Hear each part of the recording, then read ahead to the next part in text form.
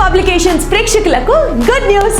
తెలుగు రాష్ట్రాలలో TET DSC పుస్తకాలు ఇంకా ఆన్లైన్ క్లాసెస్ తో ప్రభంజనం సృష్టించి ఎన్నో ర్యాంకులు సాధించి రాష్ట్రంలోనే #1 సంస్థగా నిలిచింది ఎస్ఎన్ఎస్ పబ్లికేషన్స్. ఇప్పుడు నూతన ప్రణాళికతో మీ ముందుకు వచ్చేసింది. APDSC, SGT, school assistant all subjects offline classes మన ప్రముఖ నగరమైనటువంటి విజయవాడలో ప్రారంభించబడుతుంది. అధునాతన టెక్నాలజీతో స్టేట్ #1 ఫ్యాకల్టీ ఇచ్చే బోధన, 100% సిలబస్ కంప్లీట్ చేసే విధంగా క్లాసెస్ ని నిర్వహించబడును. మా ఆఫ్లైన్ కోచింగ్ ప్రత్యేకతలు: #1 అతి తక్కువ ఫీజుతో జాయినింగ్స్, #2 ఉచితంగా పుస్తకాలను అందించబడును. ప్రతిరోజు ఎగ్జామ్స్ నిర్వహించబడును.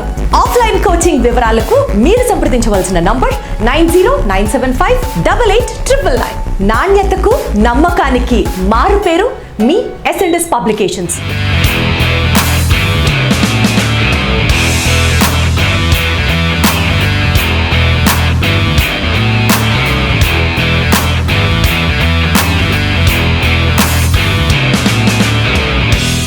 Hi, hello. మరి ఎస్ఎన్ఎస్ ఆన్లైన్ సంస్థ మీద నమ్మకం ఉంచి లైవ్ మెంటార్షిప్లోకి విచ్చేస్తున్నటువంటి మీ అందరికీ కూడా మా ఎస్ఎన్ఎస్ తరపున హార్దిక శుభాకాంక్షలు. నేను మీ సైకాలజీ నాగేశ్వరరావు మాస్టర్. రైట్. మరి ఈరోజు ఆఫ్లైన్లో, ఆన్లైన్లో రెండింటిలోనూ కూడా అత్యధిక సంఖ్యలో విద్యార్థులను కలిగి ఉన్న ఏకైక సంస్థ మన ఎస్ఎన్ఎస్ పబ్లికేషన్స్. అలానే ట్రస్ట్ఫుల్ అండ్ వర్త్ఫుల్ స్టాఫ్ను కలిగి ఉన్నటువంటి ఏకైక ఆఫ్లైన్ అండ్ ఆన్లైన్ సంస్థ మన ఎస్ఎన్ఎస్ పబ్లికేషన్స్. సో మన ఎస్ఎన్ఎస్ పబ్లికేషన్ కుటుంబంలో మీరు సభ్యులైనందుకు చాలా సంతోషం. ఇది మీ అందరికీ కూడా ఒక గర్వకారణంగా కూడా నేను చెప్తాను. ఎందుకంటే మన సర్వీసెస్ ఏవైతే ఉన్నాయో 100% మీకు మీ విజయానికి తప్పనిసరిగా బాటలు వేస్తాయి. మీరు కష్టపడండి, మేము కష్టపడతాం, మనందరము కష్టపడదాం, అనుకున్నటువంటి లక్ష్యాన్ని చేరుకుందాం. ఓకేనా? మరి ఈ సందర్భంగా అందరూ కష్టపడుతుంటారు, కానీ కొంతమంది సక్సెస్ సాధిస్తుంటారు. ఎందుకు అలా జరుగుతుంది? కష్టపడటం వేరు, ప్రణాళికాబద్ధంగా కష్టపడటం వేరు. కొంతమంది ఎలా ఉంటారు అంటే, ఒక స్థిర నిర్ణయం తీసుకున్న తర్వాత హార్డ్ వర్క్ విషయంలో ఇక ఆ నిర్ణయాన్ని మార్చుకోరు. మిగతా పనులను వాయిదా వేసుకుంటారే కానీ ఆ చదివేటువంటి ఆ స్టడీ అవర్స్లో ఎలాంటి మార్పు ఉండదు. అందువల్ల వాళ్ళు విజయాన్ని సాధిస్తారు. అంటే వాళ్ళకు ఒక ప్రణాళిక ఉంటుంది. ఏం చదవాలి, ఎలా చదవాలి, ఎలా రివ్యూ చేసుకోవాలి, సెల్ఫ్ ఎవాల్యుయేషన్ ఎలా చేసుకోవాలి, టైంని ఎలా మేనేజ్ చేసుకోవాలి, వర్క్ని ఎలా మేనేజ్ చేసుకోవాలి. They have some plan in their mind. But మిగతా వాళ్ళలో ఆ ప్లాన్ లేకపోవటమే. వాళ్ళు చదివినంతకంటే ఎక్కువ గంటలు కూడా చదువుతారు, లేదా వాళ్ళు చదివినన్ని గంటలు కూడా చదువుతారు, కానీ సక్సెస్ని మాత్రం అందుకోలేకపోతున్నారు. అవునా? దానికి కారణం ప్లాన్ ఆఫ్ యాక్షన్ అమలు చేయడమే, అది లేకపోవటమే. ఓకేనా? సో మీరు ఎలా ప్రిపరేషన్ ప్లాన్ సిద్ధం చేసుకోవాలి, మీరు ఏం సేకరించుకోవాలి, ఎలా చదువుకోవాలి, ఇలాంటి విషయాలన్నీ కూడా మీతో ముందు చర్చించి, తర్వాత సైకాలజీ సిలబస్ ఏముంటుంది, డిఎస్సిలో ఏముంది, దాంట్లో మళ్ళీ టెట్లో ఏముంది, అదనంగా టెట్ రాసే వాళ్ళు కూడా కొంతమంది దీంట్లో ఉండొచ్చు. సో ఆ కోణంలో మనం దాని వివరాలని కూడా చెప్తాం. అలానే ఏ రోజుకి ఆ రోజు లైవ్ క్లాస్లో ఉండేటువంటి ఈ సెషన్ ఎవరైనా లైవ్లో వినలేకపోయినట్లయితే అది మళ్ళీ రికార్డింగ్ క్లాస్ రూపంలో ఉంటుంది. కాబట్టి మీరు దాన్ని అక్కడ మరలా వినవచ్చు. తర్వాత నేను ఎప్పుడు చెప్తుంటాను, రోజుకి 14 గంటలు కష్టపడటం నేర్చుకోండి. మీ చేతిలో ఉంది 4 నెలలే. మీరు ఎంత కష్టపడ్డా ఈ 4 నెలలే, అంతకు మించి ఒక్కరోజు కూడా మీ చేతిలో ఉండదు. కాబట్టి ఒక 4 నెలల పాటు మీకుండేటువంటి పార్ట్ టైం జాబ్స్ కావచ్చు, మీకుండేటువంటి ఇంటి బాధ్యతలు కావచ్చు. ఎందుకంటే చెప్పడానికి 1,000,000 కారణాలు ఉంటాయి, కానీ ఈ సమాజం నీ విజయాన్ని మాత్రమే గుర్తించింది తప్పితే నీ అపజయానికి చెప్పే కారణాలు వినే ఓపిక ఈ సొసైటీకి లేదు. కాబట్టి ఈ సొసైటీలో గుర్తింపు విజయాన్ని పొందిన వ్యక్తికి మాత్రమే అన్న విషయాన్ని గుర్తుకు చేసుకోండి. రేపు అపజయం ఎదురైన తర్వాత నువ్వు ఎన్ని కారణాలు చెప్పినా దానివల్ల నాకు రాలేదు, దీనివల్ల నాకు రాలేదు, ఎన్ని కారణాలు చెప్పినా ఈ సొసైటీ వినదు. కాబట్టి అది మనసులో పెట్టుకోండి, ఓకేనా? సొసైటీ కోసం కాకపోయినా నీ కోసం, నీ కుటుంబం కోసం, నీ కుటుంబం యొక్క ఆర్థిక భరోసా కోసం, నీ కుటుంబం యొక్క సోషల్ స్టేటస్ కోసం, నీ కుటుంబం యొక్క క్షేమము, శ్రేయస్సు కోసం నువ్వు కష్టపడు. 4 నెలలు ఇంట్లో క్లియర్గా చెప్పు, ఈ 4 నెలలు నన్ను కదిలేవబాకండి. నేను ఒక యజ్ఞంలాగా దీన్ని తీసుకున్నాను. ఒక యజ్ఞం చేసేటప్పుడు ఎంత దీక్షతో యజ్ఞం చేస్తారో అయిపోయే వరకు కూడా క్రతువుని ఎలా నిర్వహిస్తారో నేను అలాంటి యజ్ఞాన్ని చేయబోతున్నాను. కాబట్టి ఈ 4 నెలలు నన్ను వదిలేసేయండి పూర్తిగా, నేను ఉద్యోగంతో ఇంటికి తిరిగి వస్తాననేటువంటి విషయాన్ని మీ కుటుంబ సభ్యుల్లో నింపి ఆ ఆత్మస్థైర్యాన్ని, నీ మీద నమ్మకాన్ని సభ్యులకు కల్పించి నువ్వు వీలున్నంత వరకు కుటుంబానికి దూరంగా ఎక్కడైనా కోచింగ్ సెంటర్లో కావచ్చు, లేదా ఎక్కడైనా రూమ్లో కావచ్చు, 3-4 రూమ్లో జాయిన్ అయిపోయి సబ్జెక్ట్ని బాగా డిస్కషన్ చేస్తూ సబ్జెక్ట్ని డెవలప్ చేసుకో. ఈ 3-4 ఉన్న రూమ్లో చేరటం వల్ల కలిగే లాభం ఏంటి అంటే వాళ్ళను చూస్తూ మనలో కసి పెరుగుతూ ఉంటుంది. వాళ్ళు చదువుతూ ఉంటే అయ్యో మనం టైం వృధా చేస్తున్నాం అనేటువంటి భావన కలుగుతుంది. ఒక్క సెకండ్ కూడా వేస్ట్ చేయకుండా నువ్వు కూడా చదువుతూ ఉంటావు. మరొక లాభం ఏంటి అంటే సబ్జెక్ట్ ఎక్కడైనా డౌట్ వచ్చిన కాడ డిస్కస్ చేయడానికి నీతో 3 ఉండాలి. ఆ సబ్జెక్టులో నిష్ణాతుడైనటువంటి వ్యక్తి నీకు తప్పనిసరిగా తగిన సలహాలు, సూచనలు, మార్గదర్శకత్వాన్ని అందించగలడు. ఆ విధంగా మనం డెవలప్ అయిపోతుంటాం. ఒక వ్యక్తి డెవలప్మెంట్లో ఎప్పుడు కూడా సమాజంలో ఉండేటువంటి గొప్ప వ్యక్తుల పాత్ర ఉంటుంది. నువ్వు అనేక విషయాలు ఈరోజు నేర్చుకున్నావంటే కొన్ని విషయాలు నీ తల్లిదండ్రుల నుంచి నేర్చుకున్నావు, కొన్ని విషయాలు గురువుల కాడ నుంచి నేర్చుకున్నావు, కొన్ని విషయాలు నీ పీర్ గ్రూప్స్ అంటే సమవయసుల కాడ నుంచి నేర్చుకున్నావు, కొన్ని విషయాలు సమాజంలో ఉండేటువంటి అత్యున్నతమైనటువంటి క్యారెక్టర్ వ్యక్తుల నుంచి నేర్చుకున్నావు. ఇలా ప్రతి విషయాన్ని కూడా ఇతరుల నుంచే నేర్చుకున్నావు. సేమ్ ఇక్కడ కూడా అంతే. సబ్జెక్టును కూడా మనం ఇతరుల నుంచి, మనకంటే సామర్థ్యం ఉన్నటువంటి మరో వ్యక్తి నుంచి మనం నేర్చుకోవచ్చు.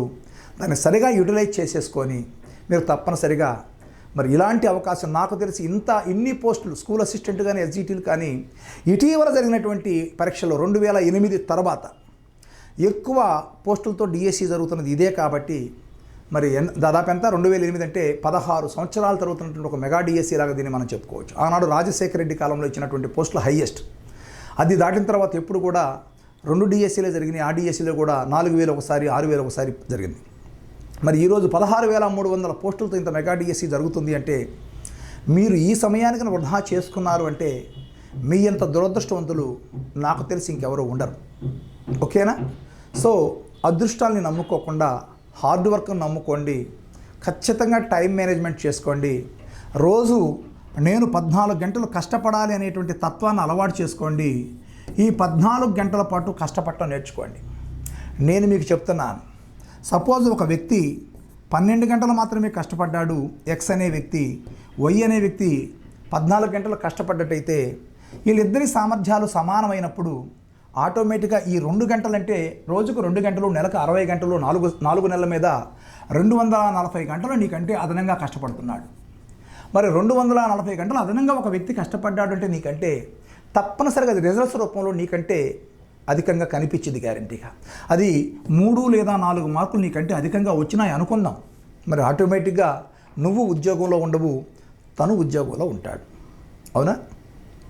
కాబట్టి ఇవన్నీ మనసులో పెట్టుకొని జాగ్రత్తగా ప్లాన్ చేసుకొని ఈ 5 నెలలు, నేను ఒక చిన్న ఈక్వేషన్ ఎప్పుడు చెబుతుంటాను, 5 నెలల కష్టము ఈజ్ ఈక్వల్ టు నీ ఫ్యూచర్లో 50 సంవత్సరాల సుఖం.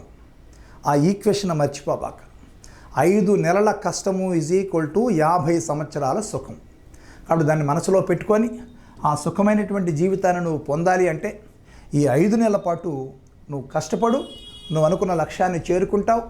హాయిగా ఆర్థిక భరోసా, అలానే సాంఘిక హోదా, వీటన్నిటితో పాటు నీ కుటుంబ క్షేమం అన్నీ నీ సొంతమైపోతాయి. ఎంత ఆనందకరమైన జీవితం ఒక్కసారి ఊహించు. ఒక్కసారి గవర్నమెంట్ జాబ్లో సెటిల్ అయిపోతే ఎంత ఆనందకరమైన జీవితం. ఓకేనా? దాన్ని అన్నిటి కూడా మనసులో పెట్టుకొని నీ ప్రిపరేషన్ కొనసాగించు. అయితే అందరము ప్రిపేర్ అవుతాం, కానీ కొంతమంది మీద సక్సెస్ అవుతాం. ఎందుకని అలా జరుగుతుంది అని అంటే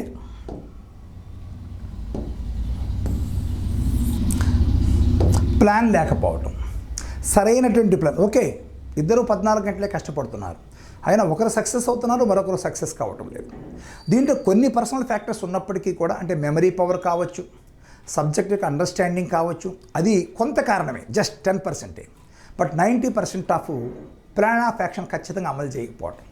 కాబట్టి మీకు ముందే చెప్తున్నాను, మీరందరూ కూడా మన ఆన్లైన్ స్టూడెంట్స్ అంటే మన S&S కుటుంబంలో సభ్యులే. మరి ఒక సిస్టమేటిక్ ప్రొసీజర్ చెప్తాను, ఆ ప్రొసీజర్ని ఫాలో అవ్వండి, యాజ్ ఇట్ ఈజ్గా దాన్ని అప్లై చేయండి. ఎందుకంటే నేను దాదాపు 21 సంవత్సరం నుంచి ఈ డిఎస్సి సైకాలజీ సబ్జెక్ట్ చెప్తున్నాను. కొన్ని వేల మందికి బోధించాను.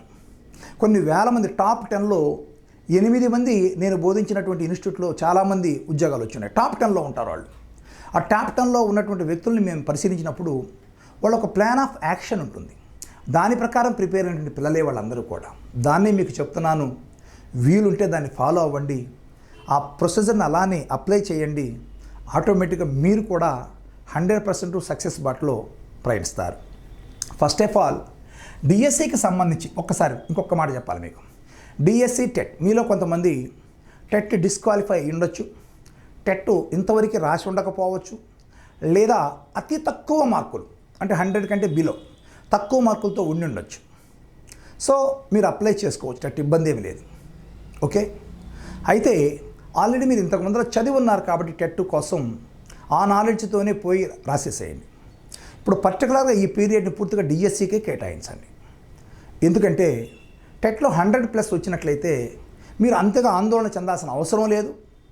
ఆ టయాన్ని డిఎస్సి కేటాయించినట్లయితే మీరు అంటే టెట్లో 30 మార్కులు వస్తే డిఎస్సి 4 మార్కులతో, అంటే ఈ డిఎస్సి పాయింట్ ఆఫ్ వ్యూలో జరిగే ఎగ్జామ్లో 4 మార్కులతో సమానం. అంటే టెట్ వెయిటేజ్ 20% కాబట్టి 30 మార్కులు టెట్లో పెంచుకుంటే డిఎస్సి పాయింట్ ఆఫ్ వ్యూలో 4 మార్కులు పెరుగుతాయి.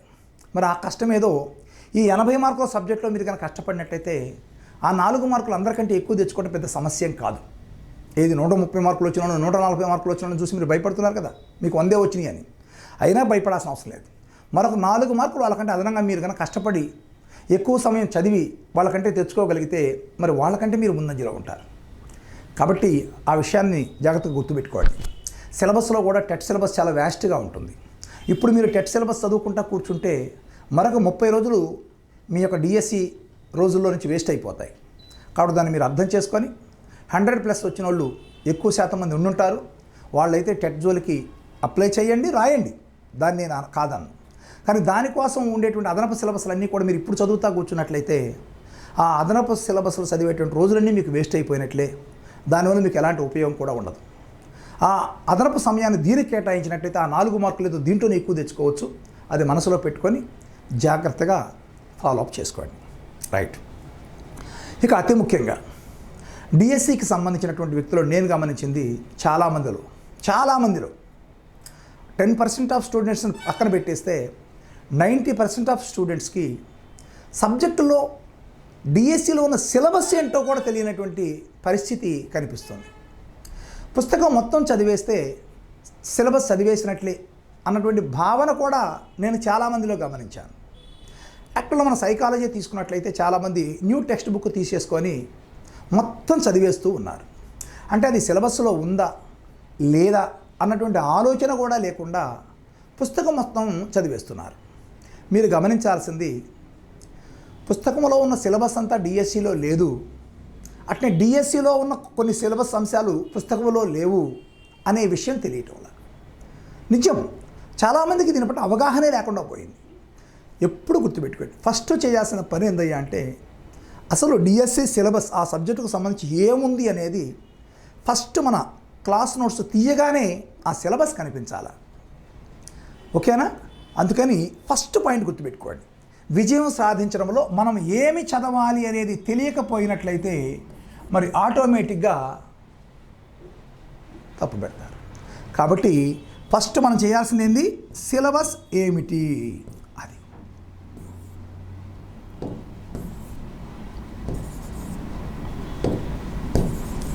సిలబస్ ఏమిటి అనేది ఖచ్చితంగా మనకు తెలిసి ఉండాలి. తర్వాత ఈ సిలబస్ని మనం పేజీలో రాసుకున్న తర్వాత ఈ సిలబస్ను ఉద్దేశించినటువంటి పుస్తకాలు, అకాడమీ పుస్తకాలు ఏవైతే ఉన్నాయో, ఫస్ట్ నెంబర్ 1 టెక్స్ట్ బుక్స్ మన వద్ద ఉండాలి. టెక్స్ట్ బుక్స్ ఇది ఫస్ట్ ప్రైమరీ సోర్స్ అంటాం దీన్ని. ఈ ప్రైమరీ సోర్సు ప్రతి ఒక్కరి కాడ ఉండాలి. ఎప్పుడు ఏ డౌట్ వచ్చినా కూడా మనం పుస్తకం చూస్తే కనిపించాలా, ఆ డౌట్ క్లారిఫై అవ్వాలి. అందుకోసం ఫస్ట్ టెక్స్ట్ బుక్స్ ఉండాలి. ఇక్కడ మళ్ళీ చాలామంది సందేహాలు ఎలబుచ్చుతున్నారు. సార్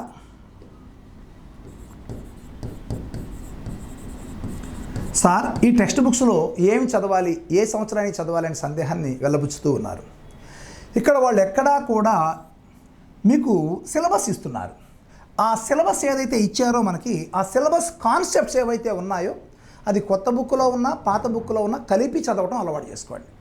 ఎందుకంటే మీరు పేపర్లు గమనించారా, టెట్ పేపర్లు అన్నీ కూడా మొన్న 2 సార్లు 3 సార్లు జరిగిన టెట్ కానీ 2018 టెట్ కమ్ టీఆర్టీ కానీ మీరు గమనించినట్లయితే వాళ్ళు నేరుగా కొత్త పుస్తకంలోనే ఇవ్వటం వల్ల ఆ కాన్సెప్ట్ని తీసుకొని పాత పుస్తకాల్లో నుంచి కూడా బిట్లు ఇస్తున్నాడు. అంటే కొంత సమాచారం కొత్త బుక్లో ఉండకపోవచ్చు, అది పాత బుక్లో ఉండొచ్చు, దాన్ని కూడా బిట్ రూపంలో ఇస్తున్నాడు. కొత్త పుస్తకం మాత్రమే చదివి వెళ్ళిన వాళ్ళు ఆ బిట్టు చూసినప్పుడు ఇది అవుట్ ఆఫ్ సిలబస్ అట్టుందని అనుకుంటున్నారు. వాళ్ళు సిలబస్ పరిధి దాటమల. ఇప్పుడు ఉదాహరణ ప్రయోగ పద్ధతి ఇవ్వాలనుకో, కొత్త పుస్తకంలో ఇవ్వాల్సిన అవసరం లేదు. అతనికి 2003 బుక్ ఉంది, 2008 బుక్ ఉంది, 2014 బుక్ ఉంది, కొత్త బుక్ ఉంది. ఈ 4 బుక్కులు ముందులు వేసుకున్నప్పుడు ఉదాహరణగా ప్రయోగ పద్ధతిలో ఏకచర నియమాన్ని ప్రతిపాదించింది ఎవరు అనేది కొత్త పుస్తకంలో లేదు, 2008 పుస్తకంలో కనిపించింది. మీకు మొన్న అడిగాడు కదా లాస్ట్ టెట్లో. మరి కొత్త పుస్తకంలో ఎంత ఎతికినా అది కనిపించదు ఆటోమేటిక్గా. సో పేపర్ సెట్టింగ్ ఎలా చేస్తున్నారనేది కూడా మీకు తెలిసి ఉండాలి. మిగతా కంటెంట్లు కూడా అంతే. ఒక లెక్క ఇవ్వాలనుకున్నప్పుడు కొత్త బుక్కే తీసేయాల్సిన అవసరం లేదు. వ్యాపార గణితం అనేటువంటి కాన్సెప్ట్ ఉంది, కొత్త పుస్తకంలో తీసేయాల్సిన అవసరం లేదు. ఇంతకు మొదలు 2014 ముందర వ్యాపార గణితంలో ఉండే పుస్తకాలు, అకాడమీ పుస్తకాలు ఉన్నాయి, వాటిని ముందర వేసుకుంటాడు, కొత్త లెక్క తెచ్చిస్తాడు దాంట్లో నుంచి. అంటే మీకు అతనికి అది పుస్తకంలో లెక్కే, మీకు కొత్త లెక్క, ఎందుకంటే మీ పుస్తకంలో కనిపించలేదు ఆ లెక్క, అందుకని అదేదో కొత్తదని మీరు అనుకుంటారు. కానీ అతనికి తెలుసు అది పుస్తకంలో నుంచి ఇచ్చాము, ఏ పుస్తకంలో నుంచి ఇచ్చాము, అకాడమీ బుక్లో నుంచి ఇచ్చాము అనేది. సో టోటల్గా అకాడమీ బుక్స్ నుంచే ఇస్తారు, దాని గురించి మీకు భయం లేదు. అయితే ఒక కాన్సెప్ట్ చదివేటప్పుడు ఎప్పుడూ కూడా ఆ యొక్క కాన్సెప్ట్ని మనం ఉన్న బుక్స్ అన్నింటిలో కూడా చదువుకునే కెపాసిటీ ఉండాలి, నెంబర్ 1. ఇక నెంబర్ 2, రెండవది టెక్స్ట్ బుక్ తర్వాత మరొక అంశం ఒక చక్కని మెటీరియల్. రెండవది ఒకే ఒక మెటీరియల్. ఇక్కడ కూడా చాలామంది తప్పులో కాలేస్తారు. ఎలా తప్పులో కాలేస్తారు? చాలామంది చేసే పని ఇక్కడ ఒక్క సబ్జెక్టుకు సంబంధించి వాళ్ళు చెప్పారని, వీళ్ళు చెప్పారని, అల్లది బాగుందని, ఇల్లుది బాగుందని ఇలాంటి పుకార్లన్నీ విని ఒక్కొక్క సబ్జెక్టుకి 10 పుస్తకాలు ఎంత ఎత్తున పేర్చుకుంటారు. ఈ పేర్చుకున్న 10 పుస్తకాలని చూసి రోజు ఏడ్చుకోవడం తప్పితే ఒక సబ్జెక్టుకి 10 పుస్తకాలను చదువుతావు అసలు? నీ వల్ల ఇద్దా ఒక్కో సబ్జెక్టు 10? అసలు టైం ఎంత ఉందో నీ కాడ? నేను ఎప్పుడు చెబుతా, ఒక చక్కని పుస్తకాన్ని 10 సార్లు చదువు. 10 పుస్తకాలను ఒకసారి చదివితే దానివల్ల ఎలాంటి ఉపయోగం ఉండదు. ఇది మనసులో పెట్టుకోండి. ఒక మంచి పుస్తకం ఒకే ఒకటి, ద బెస్ట్ బుక్, నేనైతే ఒకటే చెబుతా, మన ఎస్ఎన్ఎస్ బుక్ని మించిన మెటీరియల్ బుక్ ఇంకేది లేదు. అలానే నా సబ్జెక్టుకి అయితే నా నోట్స్ని మించింది ఇంకేది లేదు. సో అలాంటిది ఒక చక్కని మెటీరియల్ బుక్ కానీ, ఏదైనా ఒక మాస్టర్ చెప్పిన క్లాసు నోట్ బుక్ కానీ చాలు. ఆ తర్వాత 3వ బుక్ మీ కాడ ఉండాల్సింది. ఒక్కొక్క సబ్జెక్టు 3 బుక్లు ఉండాలి మీ కాడ. 3వ బుక్ ఏంటంటే మంచి వర్క్ బుక్ కానీ, లేదా ప్రాక్టీస్ క్వశ్చన్స్ ఉండేటువంటి బుక్ కానీ ఒకటి ఉంటే చాలు. ఈ 3 బుక్స్ నీ కాడ ఉండాలి. ఫైనల్గా ఈ 3 అయిపోయిన తర్వాత top model papers, 15 model papers అనో 20 మోడల్ పేపర్స్ అనో వస్తాయి. మొత్తం కలగలిపి అన్ని సబ్జెక్టులు డిఎస్సి మోడ్లో మీకు పరీక్షలు ఉంటాయి, అది రాయాలి. మొత్తం ఒక్కొక్క సబ్జెక్టుకి 3 పుస్తకాలు ప్రధానం. ఇది ఫైనల్ చివరిలో చేసే పని. ఎగ్జామ్ ఇంకో 10 రోజులు ఉందనగా అప్పుడు రోజు 2-3 పేపర్లు రాసేసి మన తప్పులేంటో తెలుసుకుంటాం. ఇప్పుడు అర్థమైంది కదా, 3 సోర్సెస్ మీ కాడ ఉండాలి. Number 1 text book, number 2 material. 1 material చెప్పాను, మీరు వాళ్ళు చెప్పారని వీళ్ళు చెప్పారని 10 రకాల మెటీరియల్ సేకరించి వాళ్ళ ముందులు వేసుకోబాకండి. ఒకవేళ ఈ మెటీరియల్ దాటి 1-2 బిట్లు వచ్చినంత మాత్రం వచ్చే నష్టం ఏమీ లేదు. ఆ 1-2 బిట్ల కోసం ఏయో మెటీరియల్స్ అన్ని మనం చదవలేం కదా. ఎందుకు చెబుతున్నానంటే 1-2 పోయినా పర్లేదని.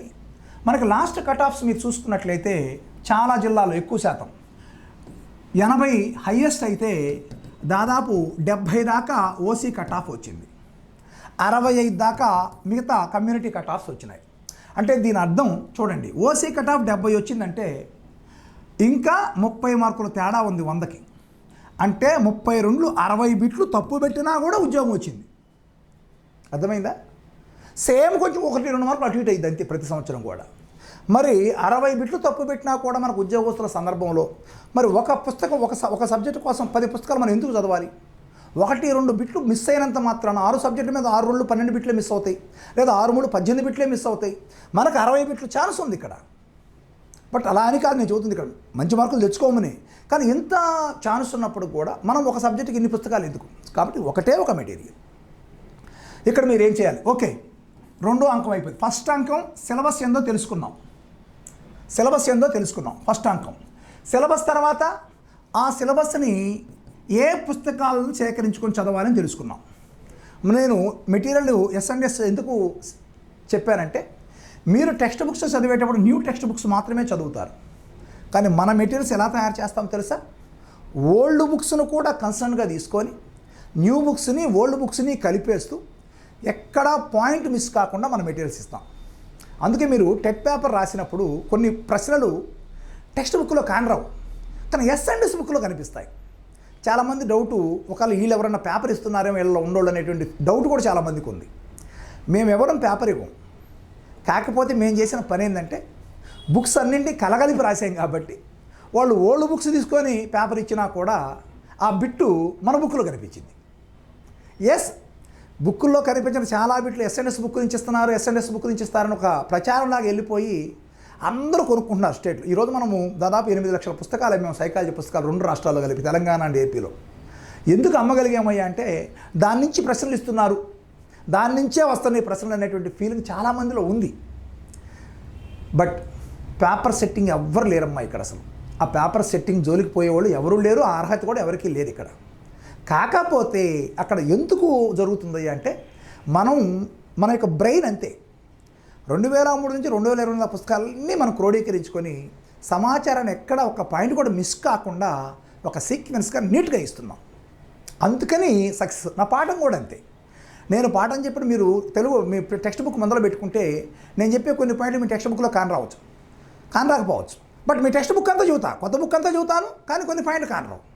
ఎక్కడో అవుట్ ఆఫ్ చదువుతున్నాడు అనుకోబాకండి. అది పాత బుక్లో నుంచి తీసుకున్న సమాచారం అయ్యి ఉండొచ్చు మేబీ. ఇప్పుడు ఉదాహరణగా ప్రయోగ పద్ధతిలో చెప్పాను కదా, జాన్ స్టూవర్ట్ మిల్. అలానే ప్రయోగ పద్ధతిలో బహుళ సమూహాల నమూనా ఉంది, పాత పుస్తకాల్లో లేదు, కొత్త పుస్తకంలో ఉంది.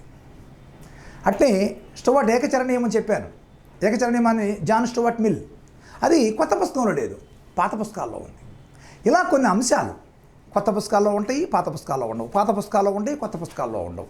పేపర్ ఇచ్చేటప్పుడు అటువంటి వాళ్ళు పట్టుకుంటారు పేపర్ సెట్టర్స్. వీళ్ళు సమాచారాన్ని ఒక్క బుక్లోనే చదువుతున్నారా? వివిధ పుస్తకాల నుంచి ఒక ఉపాధ్యాయుడు ఒక పుస్తకం మీద ఆధారపడ్డ ఎప్పుడు కూడా ఒక ఉపాధ్యాయుడు అంటే మరి ఏదైనా ఒక విషయాన్ని చెప్పాలంటే అనేక రెఫరెన్సెస్ చేసి పిల్లవాడికి అందించాలి సమాచారాన్ని. ఓన్లీ ఆ ఒక్క పుస్తకంలో ఉన్న సమాచారాన్ని అందిస్తే దాంట్లో ఉపాధ్యాయుడికి పిల్లవాడికి తేడా లేకుండా పోయింది. పిల్లవాడికి కూడా చదువుకోగలరు సమాచారాన్ని. ఉపాధ్యాయుడి నుంచి ఏం ఆశిస్తాడు? ఇంకా అదనపు సమాచారాన్ని ఉపాధ్యాయుడి నుంచి ఆశిస్తాడు.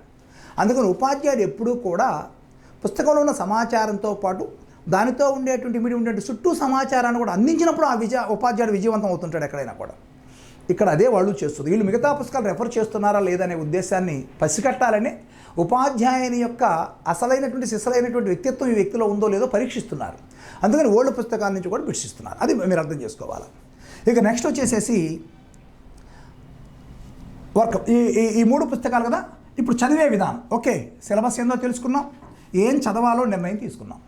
ఇప్పుడు మీరు చదివే విధానం గుర్తుపెట్టుకోండి.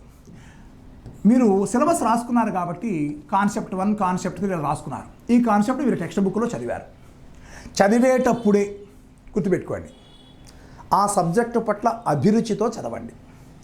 ఆ సబ్జెక్టు పట్ల పూర్తి అవధానాన్ని కనపరిచి చదవండి. చదివేటప్పుడు చక్కని అవగాహన కలిగి ఉండి అర్థం చేసుకుంటూ చదవండి. గుర్తుపెట్టుకోవాల్సిన అంశాలలో ఏవైనా మర్చిపోతూ ఉన్నట్టయితే వాటిని ఏమన్నా కొండ గుర్తులతో న్యూమోనిక్స్తో గుర్తుపెట్టుకునే విధానం ఏమన్నా ఉంటే దాన్ని అప్లై చేయండి. ఓకేనా? అలానే చదివిన అంశాన్ని 2-3 సార్లు చదవండి. ఖాళీ దొరికినప్పుడల్లా మళ్ళీ చదివిన అంశాన్ని పునఃస్మరణ చేసుకోవడానికి ప్రయత్నం చేయండి. చూడకుండా ఇందాక ఏం చదివాను అని ఆ క్రమంలో గుర్తుకు తెచ్చుకోవడానికి ప్రయత్నం చేయండి. ఇవన్నీ కూడా ఇవన్నీ కూడా మీరు చదివిన అంశాన్ని దీర్ఘకాలిక స్మృతులుగా మారుస్తాయి. అంటే ఎక్కువ కాలం గుర్తుండే విధంగా ఆ విధానం మీకు పనికొచ్చింది. ఒక సమాచారాన్ని చదివేటప్పుడు ఎప్పుడు గుర్తుపెట్టుకోండి, ఒక యూనిట్ అంతా కూడా పూర్తిగా ఒకేసారి చదవండి. సబ్జెక్టు ఇది ఒక గంట చదివి ఇంకో సబ్జెక్ట్ గంట అట్లా చదవబాకండి, తప్పది. ఒక యూనిట్ మొత్తాన్ని కూడా, ఎందుకంటే గెస్టాల్ట్ సిద్ధాంతం ఏం చెప్పిద్దయ్యా అంటే, ఏదైనా ఒక ఏకమొత్తంగా చదివినట్లయితే ఒక అంశాన్ని ఎంతైతే ఉందో దాన్ని ఒకేసారిగా చదివినట్లయితే దాని పట్ల సమగ్రమైన అవగాహన ఏర్పడుతుంది. అలా కాకుండా దాన్ని భాగాలుగా విడగొట్టి చదివినట్లయితే అంత అర్థవంతమైనటువంటి అవగాహన ఏర్పడదని చెబుతుంది.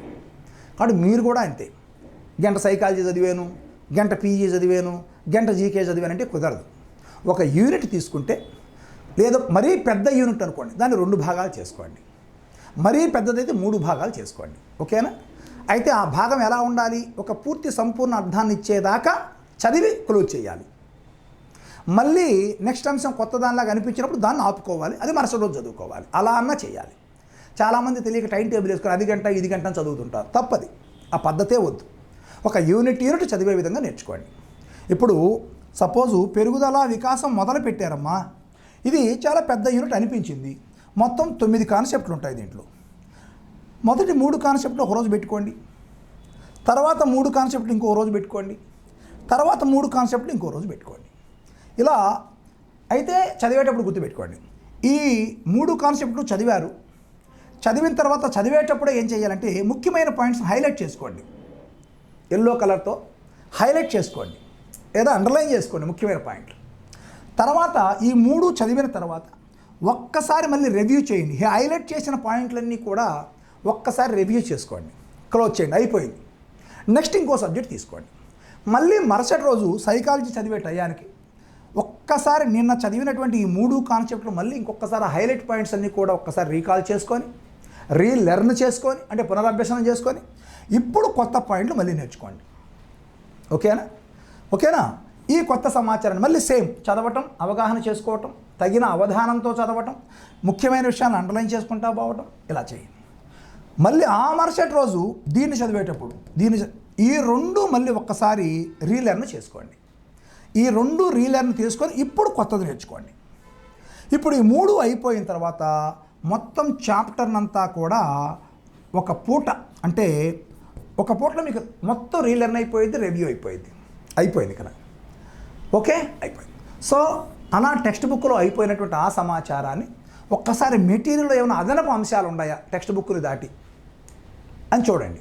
అదనపు అంశాలు ఉంటే వాటిని అండర్లైన్ చేసుకోండి. అంటే సమాచారం దీనికంటే కూడా అదనంగా ఉన్నటువంటి అంశాలు ఇవన్నీ కూడా, దాన్ని అండర్లైన్ చేసుకోండి. అయితే సైకాలజీ వరకు మీరు టెక్స్ట్ బుక్ అవసరం లేదు, మొత్తం నా బుక్కే చదువుకోండి. దాంట్లో ఉన్నదంతా దీంట్లో ఉంటుంది. దాంట్లో ఉండేటువంటి చెత్తను తీసేసి మెయిన్ పాయింట్స్తో ఇది ఉంటుంది చక్కని మెటీరియల్, లేదా నా క్లాస్ నోట్స్ అయినా పర్లేదు. ఇప్పుడు దీన్ని చదివిన తర్వాత యూనిట్ అయిపోయింది కదా, ఇప్పుడు వర్క్ బుక్లో మీరు చేయాల్సిన పని ఏంటి అంటే ఏ యూనిట్కు సంబంధించి అనేక క్వశ్చన్ పేపర్స్, మోడల్ పేపర్స్ ఉంటాయి. అయితే ఇక్కడ మీకు ఇంకో చిన్న విషయం చెబుతున్నాను. ఎప్పుడైతే చాప్టర్ కంప్లీట్ అయిపోతుందో ఫస్ట్ మీరు ప్రీవియస్ పేపర్స్, ఆ బుక్ మీ కాడ అందరి కాడ ఉంటుంది నాకు తెలిసి, ప్రీవియస్ క్వశ్చన్ పేపర్స్ మనకు 2011 నుంచి టెట్లు జరుగుతున్నాయి, 2024 దాకా జరిగినాయి. ఆ పేపర్లు అన్నింటిలో పెరుగుదల వికాసం అనేటువంటి చాప్టర్కు సంబంధించి ఎలాంటి ప్రశ్నలు ఇచ్చారో చూడండి. అలా చూసినప్పుడు ఏం జరిగిందంటే ఒక గవర్నమెంట్ పేపర్ సెట్ చేసేటువంటి వ్యక్తి యొక్క మైండ్ సెట్ మీకు అర్థమైంది. ఓహో, క్వశ్చన్స్ ఇలా ఉంటాయి, మనం చదివిన సమాచారం మీద క్వశ్చన్ ఈ రీతిలో ఇవ్వగలిగే అవకాశం ఉంది అనేటువంటి ఒక అవగాహన నీకు వచ్చేసింది. సో ఆ విధంగా నువ్వు మళ్ళీ నీ ప్రిపరేషన్ ప్లాన్ మార్చుకోవడానికి కూడా అవకాశం ఉంటుంది ఏదైనా ఉంటే. సో ఈ ప్రీవియస్ పేపర్స్ చేయండి. ఎందుకు ముందు ప్రైవేట్ పేపర్స్ చేయొద్దంటే, ఈ ప్రైవేట్ పేపర్స్ తయారు చేసే వాళ్ళకి సబ్జెక్ట్ మీద చాలా అవగాహన లేక మల్టిపుల్ ఆన్సర్స్ వచ్చే విధంగా కింద ఆప్షన్స్ ఇస్తూ ఉంటుంటారు, వాళ్ళకి అవగాహన ఉండదు. తప్పు అనేటువంటి భావన కూడా ఎందుకు, ఇప్పుడు రాష్ట్రంలో చాలామంది చెబుతున్నారు గుర్తింపు గణన ఈజ్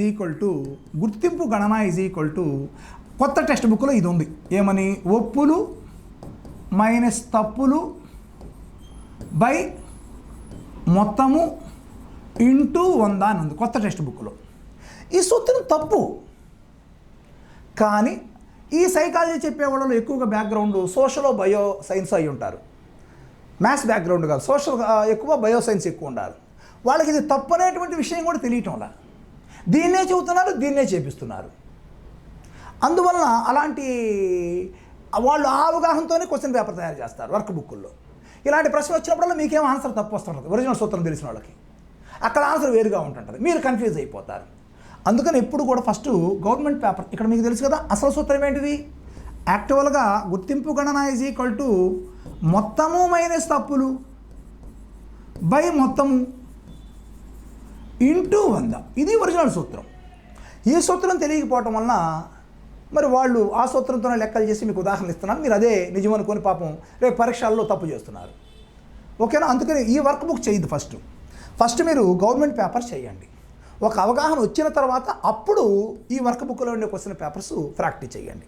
సరే, మన ఎస్ఎన్ఎస్ నుంచి అయితే అలాంటివి ఏమి ఉండవమ్మా, నీట్గా ఉంటుంది బుక్. ఇప్పుడు ఎందుకు వర్క్ బుక్ చేయాలి అంటే, నువ్వు ఎంత సమాచారాన్ని చదివినప్పటికీ కూడా ఒక సమాచారం మీద ప్రశ్నలు ఎన్ని విధాలుగా తయారు చేయొచ్చో పేపర్ సెట్టర్కే తెలుసు, మీకు తెలియదు, మీ మైండ్ అంత దూరం పోలేదు. కానీ వర్క్ బుక్ ద్వారా ఒక పేపర్ సెట్టర్ యొక్క మైండ్ ఈ ప్రీవియస్ పేపర్స్ ద్వారా కానీ ఒక వర్క్ బుక్ ద్వారా కానీ ఎన్ని రకాలుగా ప్రశ్నలు ఇవ్వచ్చో మీకు అవగాహన ఏర్పడిపోయింది. నెంబర్ 1. నెంబర్ 2, నువ్వు ఈ వర్క్ బుక్ చేసేటప్పుడు ఎక్కడైతే నువ్వు తప్పులు పెడుతున్నావో, ఓకేనా, పెరుగుదల వికాసం రాసేసావు, మొత్తం ఒక 10 పేపర్ల దాకా రాసేసావు, మరి ఏ అంశాల్లో ఎక్కువగా తప్పులు పెడుతున్నావో గుర్తుంచుకొని నీ టెక్స్ట్ బుక్, నీ నోట్ బుక్ ఉంది కదా, దాంట్లో పెరుగుదల వికాసం అనే దాన్ని చాప్టర్గా పెట్టేసుకొని నా బలహీనతలు అని రాసుకో. నా బలహీనతలు అంటే నువ్వు ఎక్కువగా తప్పు పెట్టినటువంటి బిట్లు ఏవైతే ఉన్నాయో అవన్నీ నీ బలహీనతలే. ఉదాహరణ, కోల్బర్గు 4వ దశకి 5వ దశకి మధ్య తేడా తెలియక ఎక్కువగా తప్పులు పెట్టావు అంటే నీకు ఇంకా అది అర్థం కాల. ఓకేనా? అట్లే పియాజే సిద్ధాంతంలో 3వ దశ ఉదాహరణ 4వ దశ ఉదాహరణకి తేడా తెలియలా అంటే తప్పు పెట్టావు. అలానే వికాస సూత్రాల్లోకి వచ్చేలకి వికాసం క్రమానుగతంగా జరుగుతుంది, వికాసము క్యూములేటివ్గా సంచితంగా జరుగుతుందని దాని మధ్య తేడా తెలియలా తప్పు పెడుతున్నావు అంటే ఇవి నీ బలహీనతలు. మిగతా అంతా అర్థమైంది, పెరుగుదల వికాసంలో ఉండే మిగతా కాన్సెప్ట్స్ అన్నీ నీకు అర్థమైనాయి. ఏ అంశాల మీద ఎక్కువగా తప్పులు పెట్టావో అవి నీకు ఇంకా అర్థం కాల, అవి నీ బలహీనతలు. అలా ఒక వ్యక్తి తన బలహీనతలను గుర్తించడం అనేదే విజయానికి తొలిమెట్టు. అయితే గుర్తించినంత మాత్రాన సరిపోదు, ఈ బలహీనతని అధిగమించడంతోనే నీ విజయం సాధ్యమవుతుంది. ఫస్ట్ నీ బలహీనత నువ్వు గుర్తించాలా, ఆ బలహీనతలో నువ్వు మళ్ళీ స్ట్రాంగ్ అయిపోవాలా, దానికి మార్గం. సో ఏ కాన్సెప్ట్స్ అయితే నీకు అర్థం కాలేదు అనుకుంటున్నావో అటువంటి కాన్సెప్ట్స్ని నీకంటే బాగా సామర్థ్యం ఉన్నటువంటి మరొక వ్యక్తి ఎవరో ఒకరు ఉంటారు నీ ఫ్రెండ్స్లో, వాళ్ళని ఎంకేఓలు అంటారు. అలాంటి వారి యొక్క గైడెన్స్ తీసుకో. అక్కడ ఇది నాకు అర్థం కావట్లేదు ఒక్కసారి చెప్పురా అంటే చెప్తారు, లేదా నాలాంటి ఆన్లైన్ క్లాసులు ఉంటాయి, దాంట్లో ఆ ఏరియాకు పోయి ఒక్కసారి జాగ్రత్తగా వింటే తేడా మీకు అర్థమైపోతుంది. ఓకేనా? అలా ఏదో ఒక రూపంలో చెప్పించుకోవటమో, నువ్వే జాగ్రత్తగా అర్థం చేసుకోవటమో, లేదా అల్టిమేట్గా మాస్టర్ని అడిగి చెప్పించుకోవటమో చేసి ఈ బలహీనతను అధిగమించాలి. ఎప్పుడైతే నువ్వు ఆ ఏరియాస్, నువ్వు తప్పులు పెట్టేటువంటి ఏరియాస్ నువ్వు ఎప్పుడైతే తెలుసుకొని మళ్ళీ స్ట్రాంగ్ అయిపోతావో టోటల్గా ఆ కాన్సెప్ట్ ఆ యూనిట్లో నువ్వు 100% డెవలప్ అయిపోయినట్టే. ఇంకా బిట్టు ఎలా ఇచ్చినా నువ్వు రాయగలుగుతావు. చూడు, ఎప్పుడైతే ఈ కాన్ఫిడెంట్ నేను 100% నేను మొత్తం నా బలహీనతలు కూడా అధిగమించానని నువ్వు తెలుసుకుంటావో నీ మీద నీకు 100% కాన్ఫిడెంట్ వచ్చేసింది. ఇక ప్రశ్నాపత్రం ఎలా ఉన్నా నువ్వు రాయగలిగే క్యాపబిలిటీ వచ్చింది. మహా అయితే బాగా లోతుగా ఎంతో భయంకరంగా అడిగితే ఏదో ఒక బిట్టు 6 బిట్టు పోయింది తప్పితే నీకు బిట్ పోయే ప్రసక్తే ఉండదు. ఇలా నువ్వు ప్రతి యూనిట్ ఇలానే చదువుకొని ప్రతి సబ్జెక్ట్ని ఇలానే పూర్తి చేసుకుంటే ఇంకా నిన్ను మించింది ఎవరు? నీకెందుకు ఉద్యోగం కాదు, నువ్వెందుకు టాప్ 10లో ఉండవు? 100% టాప్ 10లో ఉంటావు. ఓకేనా? కాబట్టి దీన్ని మనసులో పెట్టుకొని, ఇది సిస్టమ్ అమ్మ. ఐఏఎస్లు అయినటువంటి ఐపీఎస్లు అయినటువంటి గొప్ప వ్యక్తుల సిస్టమ్ కూడా ఇదే. వాళ్ళు పర్ఫెక్ట్గా సిలబస్ని ముందర రాసుకుంటారు, గత పేపర్లన్నీ తిరగేసుకుంటారు, ఏ ఏ అంశాల మీద ప్రశ్నలు విరివిగా వస్తున్నాయి, విస్తృతంగా వస్తున్నాయి, ప్రతి సంవత్సరం ఇస్తున్నారు అనేటివన్నీ కూడా లిస్టుగా రాసుకుంటారు. ఇంకా ఏ ఏ అంశాలు అడగొచ్చు అనేది ఊహాత్మకంగా రాసుకుంటారు. వాటన్నిటికీ సంబంధించి మెటీరియల్ సేకరణ రెండోది. ఫస్ట్ సిలబస్ అవగాహన తర్వాత మెటీరియల్ సేకరణ చేస్తారు వాళ్ళు. మెటీరియల్ సేకరణ చేసిన తర్వాత దాని గురించి చక్కగా 14 గంటల ప్లాన్ వేసుకుంటారు. కొంతమంది 16 గంటలు కూడా చదువుతారు. ఆ చదివిన తర్వాత వాళ్ళు చేసే పని ఏందయ్యా అంటే ప్రీవియస్ క్వశ్చన్స్ అన్నీ ప్రాక్టీస్ చేయటం, మోడల్ క్వశ్చన్ పేపర్స్ తెచ్చుకొని ప్రాక్టీస్ చేయటం, ఇలా విరివిగా ప్రాక్టీస్ చేస్తారు. ఈ ప్రాక్టీస్ చేస్తే దాంట్లో వాళ్ళు ఏ ఏరియాలో ఎక్కువ తప్పులు పెడుతున్నారో గుర్తుంచుకుంటారు. వాటిని ఒక డైరీలో రాసేసుకొని ఆ తప్పులు పెట్టినటువంటి ఏరియాలన్నింటినీ కూడా మళ్ళీ పునః సమీక్షించుకుంటారు. బాగా దాని గురించి మళ్ళీ వాళ్ళ మాస్టర్ ఉంటారు, వాళ్ళకి కోచింగ్ ఇచ్చే మాస్టర్, వాళ్ళతో డిస్కస్ చేస్తారు. వాటిని అలా తమ బలహీనతలన్నీ అధిగమిస్తారు. ఆ విధంగా 100% స్ట్రాంగ్ అయిపోతారు. కాబట్టి వాళ్ళు ఐఏఎస్లు ఐపీఎస్లు అవుతున్నారు. వాళ్ళలో ఎలాంటి ప్రేరణ ఉంటుందో తెలుసా? వాళ్ళందరిలో కూడా సాధనా ప్రేరణ ఉంటుంది. ఒకసారి నిర్ణయం తీసుకొని సాధించాలని నిర్ణయం తీసుకొని ఆ లక్ష్యాన్ని ఎంపిక చేసుకున్న తర్వాత, దాన్ని సాధించాలని నిర్ణయం తీసుకున్న తర్వాత దాన్ని సాధించేదాకా వాళ్ళలో ప్రేరణ ఏమాత్రం తగ్గదు. మనకు అలా ఉండదు. ఆ టైంలో ఏదో మాస్టర్ చెప్పినప్పుడు లేదా ఒక వీడియో విన్నప్పుడు ప్రేరణ కలిగింది, భయంకరంగా చదివేసేయాలి ఈరోజు ఎట్టి పరిస్థితులు, రేపటి నుంచి చదవాలని. కానీ మళ్ళీ ఒక గంట ఆగేళ్ళకే ఎవడో ఒకడు పిలుస్తాడు, సినిమాకి వెళ్దాం రా, టికెట్లు తీసి పెట్టాను రా మామ అని. అంతే, ఈ ప్రేరణ అప్పుడే పడిపోయింది. ముందర సినిమా చూసేద్దాంపా అని చెప్పి కలికి సినిమాకి వెళ్ళిపోతాం. ఈ లోపల ఇంకొకటి ఏదో సెంటిమెంటల్గా ఇంటి నుంచి పిలిపొచ్చింది, అంతే ఇంటికి పోతావు, ఒక గంట అట గడిపేసేస్తావు. ఇంకొకటి ఏదో ఎవరో ఒకరు లేడీ ఫ్రెండ్ జెంట్ ఫ్రెండ్ పార్కుకు రమ్మంటాడు, ఇక్కడ ఎవరు లేరు కాసేపు కూర్చుందాం మాట్లాడుకుందాం, మళ్ళీ అక్కడ పరిగెత్తుతావు. సో ఇలాంటి అచీవ్మెంటల్ మోటివేషన్ లేనివాళ్ళు విజయాన్ని సాధించడం చాలా కష్టం. మీ అందరిలో కూడా ఇలాంటి ప్రేరణే ఉండాలి. సొసైటీలో ఎంతోమంది ఉన్నాం, కానీ కొద్దిమంది ఎందుకు ప్రముఖ వ్యక్తులుగా చాలామంది అవుతున్నారు? ఎందుకు ఆయా రంగాల్లో వాళ్ళు నెంబర్ 1 పొజిషన్లో ఉంటున్నారు అంటే వాళ్ళకి ఒకటే, కేవలం లక్ష్యం మాత్రమే కనిపిస్తూ ఉంటుంది. ఈ ఐహిక సుఖాలు ఏవి కూడా వాళ్ళకి కనీసం టయానికి ఆకలి కూడా సరిగా అయ్యేసిద్ది, 2 మెతుకులు తిని వెళ్ళిపోతారు. మనలాగా పనిలేనోళ్ళగా కుంభాలు తింటా కూర్చోరు. అంటే వాళ్ళకి తినే టైం కూడా 15 నిమిషాలు వేస్ట్ అనవసరం, దానికి 2 నిమిషాలు చాలు. బ్రతకడానికి 2 నిమిషాలు తిండి చాలన్న ఆలోచనే ఉంటుంది వాళ్ళకి. బ్రతకడానికి 3 గంటలు నిద్ర చాలనే ఆలోచన ఉంటుంది వాళ్ళలో. కానీ వాళ్ళు పని రాక్షసులు. వాళ్ళలో ఎందుకు ఆ పని రాక్షసత్వం కనిపించింది అంటే వాళ్ళలో ఉండే ప్రేరణ సాధనా ప్రేరణ. ఒక లక్ష్యాన్ని ఎంపిక చేసుకున్న తర్వాత దాన్ని సాధించాలని మనసులో పెట్టుకున్నారు అంటే దాన్ని సాధించేదాకా నిద్రపోరేళ్ళు. అది అలాంటి ప్రేరణ ఈరోజు మీలో ఉండాలి. ఆ ఐఏఎస్లో కానీ ఐపీఎస్లో కానీ ఇలాంటి ప్రేరణే ఉంటుంది. ఆ ప్రేరణతో వాళ్ళు అంత పెద్ద ఉద్యోగాలు సాధిస్తున్నారు. మరి ఇలాంటి ప్రేరణ మీలో ఉంటే ఇంత చిన్న ఉద్యోగం నా దృష్టిలో చాలా ఈజీగా మీరు కొట్టేసేస్తారు. ఓకేనా? కాబట్టి మీరు గుర్తించండి, నేను ఒక సిస్టాన్ని చెప్పాను, సిస్టాన్ని అమలు చేయడానికి ప్రయత్నించండి. సెల్ఫ్ ఎవాల్యుయేషన్ చేసుకోండి. ఫస్ట్ గవర్నమెంట్ పేపర్స్ చేయండి, తర్వాత ప్రైవేట్ పేపర్స్ చేయండి. ఈ సెల్ఫ్ ఎవాల్యుయేషన్లో మీరు ఎక్కువ తప్పులు పెడుతున్నటువంటి ఏరియాస్ని గుర్తించండి, వాటిని నా బలహీనతలుగా రాసుకోండి, వాటిని అధిగమించు పోతూ ఉండండి. ఆటోమేటిక్గా ఉద్యోగం ఎందుకు రాదు మీకు? మీరు ఇదంతా సిలబస్ అంతా ఆల్రెడీ చదివేసి ఉంటారు. గత 4 సంవత్సరాల నుంచి పడిద్ది అని చెప్పి చదువుతూనే ఉన్నారు.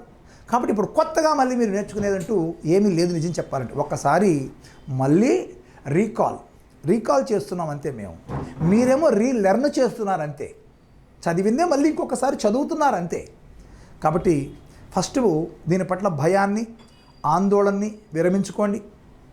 మీపై మీరు ఆత్మవిశ్వాసాన్ని పెంచుకోండి.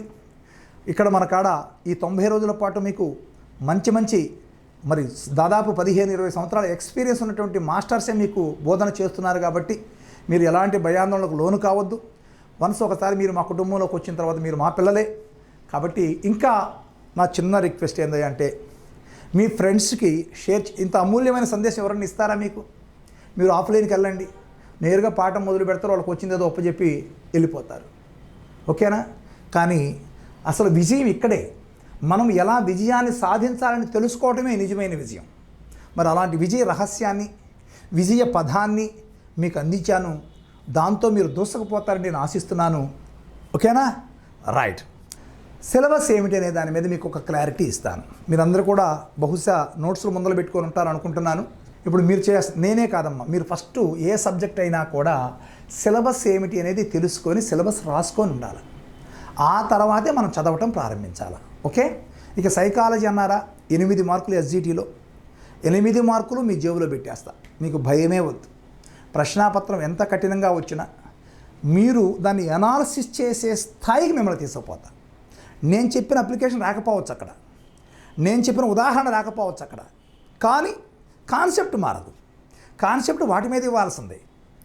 అటువంటప్పుడు నేను కాన్సెప్ట్ని మీకు చక్కగా వివరిస్తాను కాబట్టి చాలా సులభంగా మీరు ఆ ప్రశ్నకి సమాధానాన్ని పెట్టచ్చు.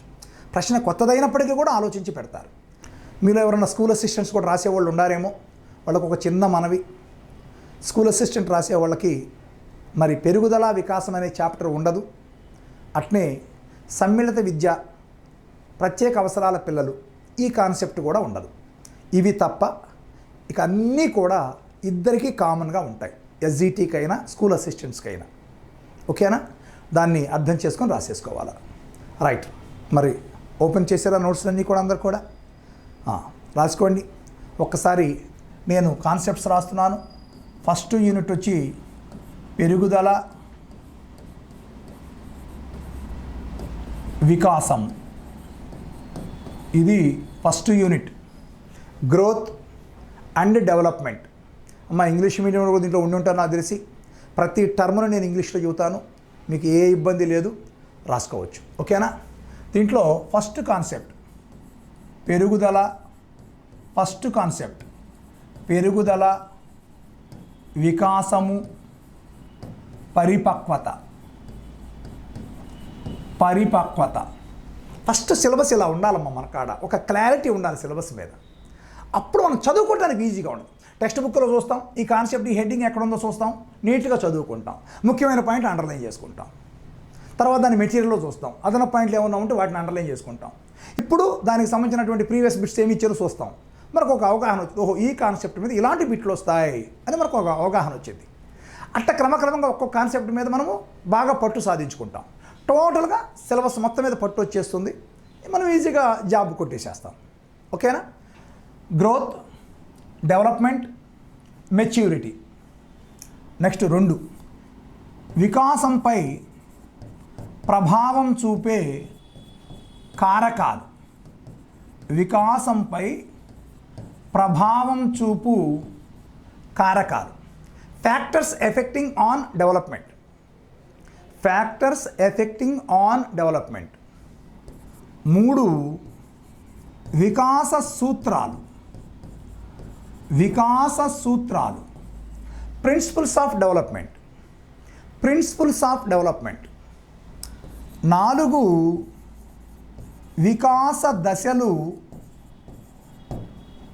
వికాస దశలు, ఆయా రకాల వికాసాలు. వికాస దశలు, డెవలప్మెంటల్ స్టేజెస్, మరి ఆయా రకాల వికాసాలు. Various types of developments. Various types of developments. ఇక్కడ వికాస దశలు అంటే శైశవ దశ కావచ్చు, పూర్వ బాల్య దశ కావచ్చు, ఉత్తర బాల్య దశ కావచ్చు, యవ్వనారంభ దశ కావచ్చు, కౌమార దశ కావచ్చు. ఈ 5 దశలు మనం నేర్చుకుంటాం. ఎందుకంటే మనం పాఠం చెప్పేటువంటి పిల్లలు ఆ దశలకు సంబంధించిన వాళ్ళే కాబట్టి ఆయా దశల గురించి మనం నేర్చుకోవాలి.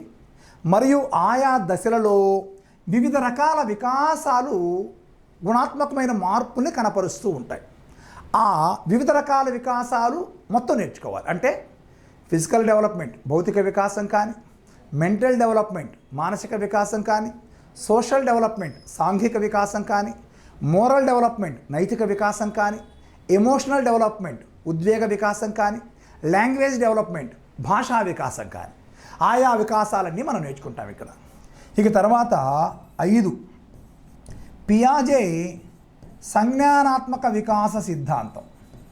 పియాజే సంజ్ఞానాత్మక వికాస సిద్ధాంతం. పియాజే కాగ్నిటివ్ డెవలప్మెంట్ థియరీ. పియాజే సంజ్ఞానాత్మక వికాస సిద్ధాంతం. పియాజే cognitive development theory. Cognitive development theory. Next 6, Kohlberg. Kohlberg నైతిక వికాస సిద్ధాంతం. కోల్బర్గ్ నైతిక వికాస సిద్ధాంతం. Kohlberg moral development theory. Kohlberg moral development theory. Next 7, Chomsky. Chomsky భాషా వికాస సిద్ధాంతం. భాషా వికాస సిద్ధాంతం. Chomsky language development theory. Chomsky language development theory. ఎనిమిది కార్ల్ రోజెస్ స్వీయ వికాస సిద్ధాంతం, స్వీయ లేదా ఆత్మ వికాస సిద్ధాంతము. Carl Rogers self development theory. Last Erik Erikson సాంఘిక సాంస్కృతిక అభ్యసన సిద్ధాంతం. ఎరిక్సన్ సాంఘిక చిన్న మాట. ఎరిక్సన్ మనోసాంఘిక వికాస సిద్ధాంతం. Ericsson మనోసాంఘిక Vikas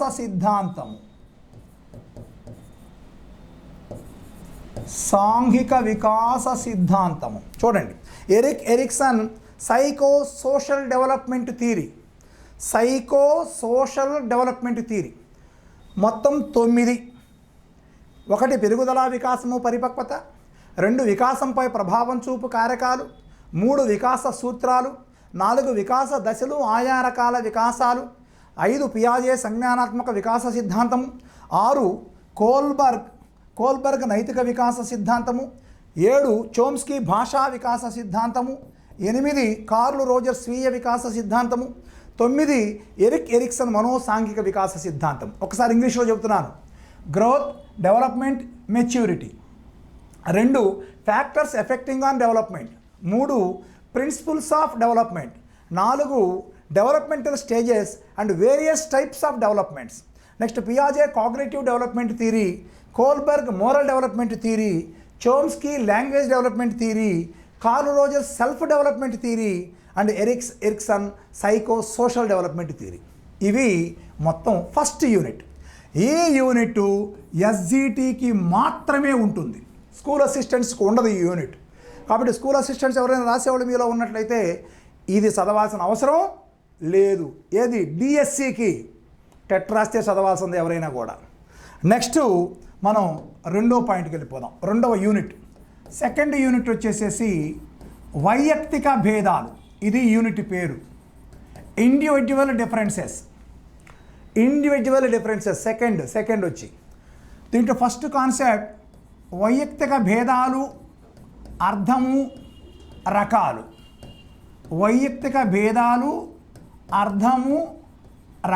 individual differences, meaning and types. 2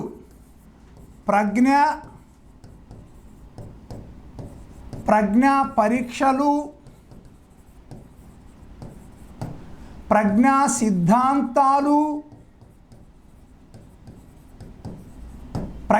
సిద్ధాంతాలు, ఉద్వేగ ప్రజ్ఞ. రైట్, మొత్తం చూడండి. Intelligence tests, intelligence theories and emotional intelligence. యాక్చువల్గా ఈ ఉద్వేగ ప్రజ్ఞ అనేటువంటి చాప్టర్ న్యూ బుక్స్లో లేదు. ఎమోషనల్ ఇంటెలిజెన్స్ అనేటువంటి చాప్టర్ న్యూ బుక్స్లో లేదు. ఇది 2014 పుస్తకంలో కనిపించింది మీకు.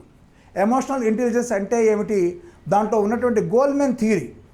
2018 టెట్కమ్ టీఆర్టీలో గోల్మెన్ థియరీ మీద చాలా ప్రశ్నలు అడిగాడు. చాలామంది రాయలేకపోయారు. ఎందుకంటే గోల్మెన్ థియరీలో 5 డైమెన్షన్స్ ఉంటాయి. ఒక్కొక్క డైమెన్షన్లో కొన్ని స్కిల్స్ ఉంటాయి. టోటల్గా 25 స్కిల్స్ ఉంటాయి. ఆ ఏ డైమెన్షన్లో ఏ స్కిల్ ఉందనేది గుర్తుపెట్టుకోలేము మనం. 25 స్కిల్స్ గుర్తుపెట్టుకోవాలి, సామాన్య విషయం కాదు అది. కానీ మన క్లాసుల్లో చాలా ఒక చిన్ని కథలాగా చెప్తాను. ఆ పాయింట్తో 5 నిమిషాల్లో 25 స్కిల్స్ గుర్తుండిపోతాయి. అట్లే ప్రజ్ఞా పరీక్షలు ఉన్నాయి. అవి మీరు ఒక రోజంతా 2 రోజులైనా రావు. కానీ మనం ఫ్లో చార్ట్లో ఒక్క 15 నిమిషాలు నేర్పించేసేస్తాం. అంటే ఒక మెంటార్ యొక్క లాభం అది. మనం ఒక రోజంతా అంటే 14 గంటలు దానికోసమే కష్టపడినా కూడా గుర్తుపెట్టుకోలేము. కానీ మంచి మెంటార్ అయితే 1 గంటలోనే దాన్ని నేర్చుకునే విధంగా చేయగలడు. అంటే మీకు 13 గంటలు సేవ్ అవుతాయి. అలాంటి టెక్నిక్స్ అన్నీ మన దాంట్లో ఉంటాయేమో, మీకు ఇబ్బంది లేదు. ఒకసారి చూడండి. ప్రజ్ఞా పరీక్షలు, ఇంటెలిజెన్స్ టెస్ట్, ప్రజ్ఞా సిద్ధాంతాలు, థియరీస్ ఆఫ్ ఇంటెలిజెన్స్ అండ్ ఉద్వేగ ప్రజ్ఞ ఎమోషనల్ ఇంటెలిజెన్స్. నెక్స్ట్ 3 సహజ సామర్థ్యాలు ఆప్టిట్యూడ్స్, సహజ సామర్థ్యాలు అలానే సహజ సామర్థ్య పరీక్షలు ఆప్టిట్యూడ్ టెస్ట్స్. ఓకేనా. 4 వచ్చి సృజనాత్మకత, సృజనాత్మకత దశలు అలానే సృజనాత్మక పరీక్షలు. Creativity stages of creativity and tests of creativity. సహజ సామర్థ్యాన్ని ఆప్టిట్యూడ్స్ అంటారమ్మా, ఆప్టిట్యూడ్ టెస్ట్లు. Creativity stages and creativity tests. 5 అభిరుచులు, లక్షణాలు, అభిరుచి మాపనులు. ఇంట్రెస్ట్స్, అభిరుచులు అంటే ఇంట్రెస్ట్లు, దాని క్యారెక్టరిస్టిక్స్ లక్షణాలు, అండ్ అభిరుచి ఇంట్రెస్ట్ స్కేల్స్ దాని మాపనులు. నెక్స్ట్ 6వది వచ్చేసేసి వైఖరులు, లక్షణాలు, మాపనులు. ఓకేనా. Attitudes, characteristics and attitude scales ఇవి. అలానే లాస్ట్ అలవాట్లు, లక్షణాలు, రకాలు. అది. So habits, characteristics and types. ఈ విధంగా మొత్తం కూడా 7 టాపిక్స్ వైయక్తిక భేదాల్లో ఉంటాయి. ఓకేనా. ఇవి అందరు రాసుకున్నారా? రైట్. మరి నెక్స్ట్ 3rd యూనిట్కి వెళ్ళిపోదాం మనం. 3rd యూనిట్ వచ్చేసేసి మూర్తిమత్వము. దీన్నే మనం ఇంగ్లీష్లో పర్సనాలిటీ అని అంటాం.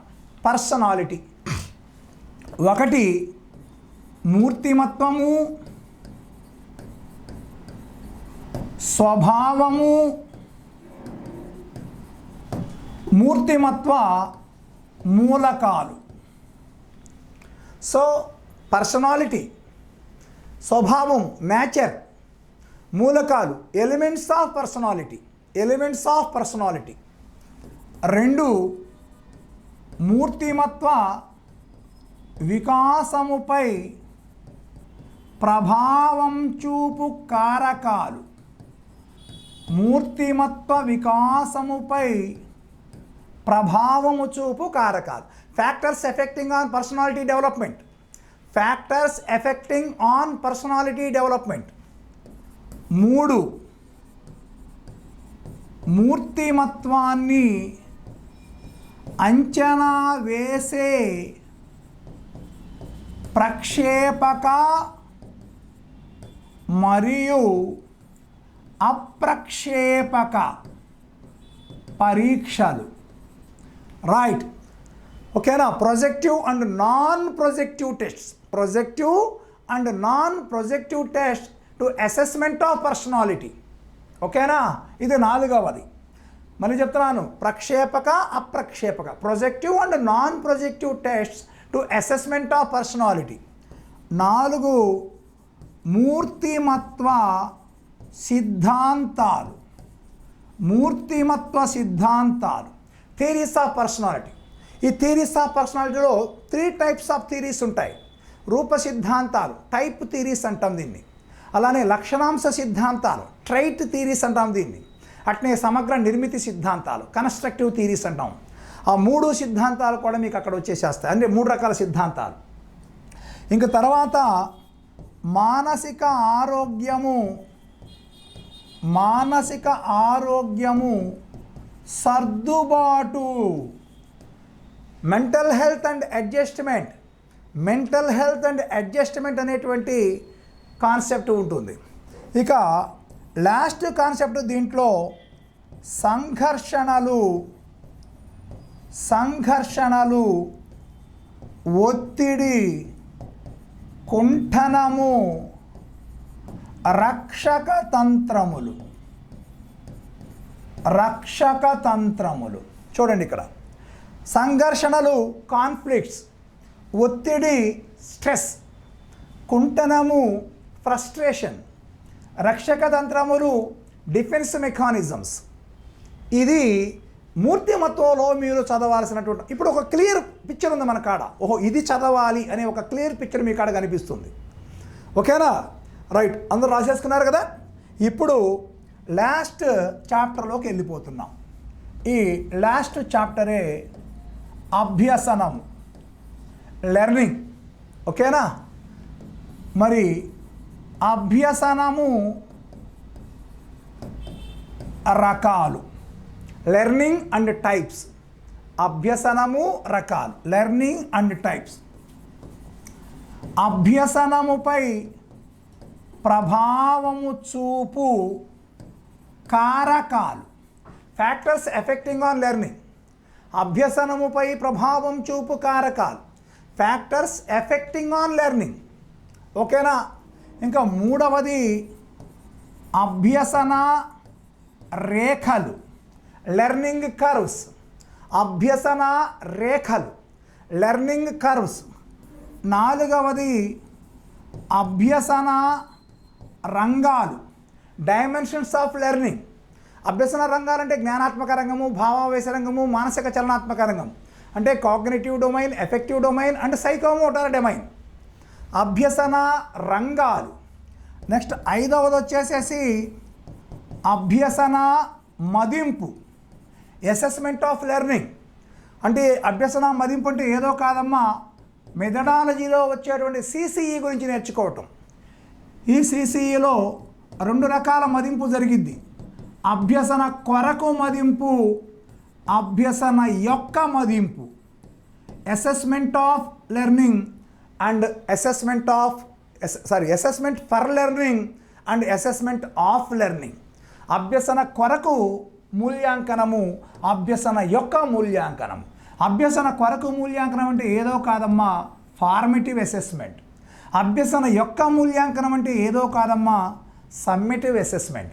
ఇవి రెండు కూడా ప్రస్తుతం సిసి విధానంలో ప్రతి పాఠశాలలో జరిగే మూల్యాంకన విధానాలు. ఇవేమో సంవత్సరానికి 2 జరుగుతాయి, ఇవేమో సంవత్సరానికి 4 జరుగుతాయి. ఓకేనా? దాని మీద మీకు సమగ్ర అవగాహన మెథడాలజీలో వచ్చేస్తుంది. అలానే అభ్యసన రంగాలు కూడా తెలుగు మెథడాలజీలో, ఇంగ్లీష్ మెథడాలజీలో మరియు maths and science and social అన్ని మెథడాలజీలో కూడా మీకు ఈ డొమైన్స్ వస్తాయి, అభ్యసన రంగాలు. అక్కడ మీకు లక్ష్యాలు స్పష్టీకరణలో భాగంగా చాలా అంశాలు అక్కడ నేర్చేసుకుంటారమ్మా. కాబట్టి ఈ 2 కూడా మనం ఇక్కడ చెప్పుకోం, మీకు మెథడాలజీలో పూర్తిగా చెప్పేసేస్తారు. ఓకే, నెక్స్ట్ 6 అభ్యసన బదలాయింపు. అభ్యసన బదలాయింపు, దాని సిద్ధాంతాలు. అభ్యసన బదలాయింపు, దాని సిద్ధాంతాలు. Transformation of learning and its theories. Transformation of learning and its theories. ఓకేనా? నెక్స్ట్ 7 ప్రేరణ రకాలు. అభ్యసనములో దాని పాత్ర. అభ్యసనములో దాని పాత్ర. Motivation and types. Role of motivation in the learning. Role of motivation in the learning. ఇది 7. ఓకేనా? ఇంకా నెక్స్ట్ వచ్చేసేసి 8 వచ్చి అభ్యసన సిద్ధాంతాలు, theories of learning. Theories of learning. దీంట్లో ఏ పావలోవ్ శాస్త్రీయ నిబంధనా సిద్ధాంతం. శాస్త్రీయ నిబంధనా సిద్ధాంతం. ఓకే,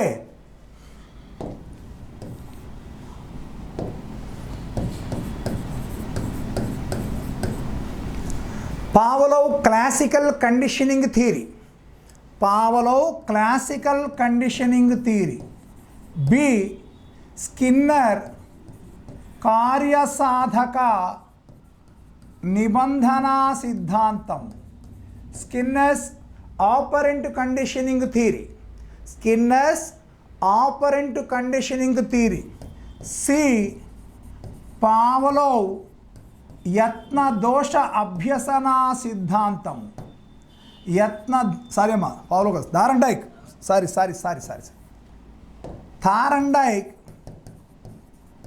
థారండైక్ యత్న దోష అభ్యసనా సిద్ధాంతం, Thorndike's trial and error learning theory, trial and error learning theory. D Kohler అంతరదృష్టి అభ్యసనా సిద్ధాంతం, అంతరదృష్టి అభ్యసనా సిద్ధాంతం, Kohler's inner sight learning theory, Kohler's inner sight learning theory. E Bandura పరిశీలన లేదా అనుకరణ లేదా సాంఘిక అభ్యసనా సిద్ధాంతము. Bandura's observation or imitation or social learning theory, social learning theory. Bandura పరిశీలన లేదా అనుకరణ లేదా సాంఘిక అభ్యసనా సిద్ధాంతము. తర్వాత ఎఫ్ వైగాట్స్కి సాంఘిక సాంస్కృతిక అభ్యసనా సిద్ధాంతము, సాంఘిక సాంస్కృతిక అభ్యసనా సిద్ధాంతం. Vygotsky social and cultural learning theory, social and cultural learning theory. ఇక లాస్ట్ సిద్ధాంతం బ్రూనర్ ఆవిష్కరణ అభ్యసనా సిద్ధాంతం, బ్రూనర్స్ ఆవిష్కరణ అభ్యసనా సిద్ధాంతం. Bruner's discovery learning theory, Bruner's discovery learning theory. ఇవి అభ్యసనా సిద్ధాంతాలన్నీ కూడా. ఇక నెక్స్ట్ తొమ్మిదవ కాన్సెప్ట్ కంటిన్యూ లెర్నింగ్లో 9వ కాన్సెప్ట్ ఏందయ్యా అంటే స్మృతి మరియు విస్మృతి, మెమరీ అండ్ ఫర్గెటింగ్. ఇక లాస్ట్గా 10వ కాన్సెప్ట్ ఏందయ్యా అంటే సమ్మిళిత విద్య, ప్రత్యేక అవసరాలు కలిగిన పిల్లలు. వీళ్ళనే మనం CWSN, children with special needs అంటాము. ఇంక్లూజివ్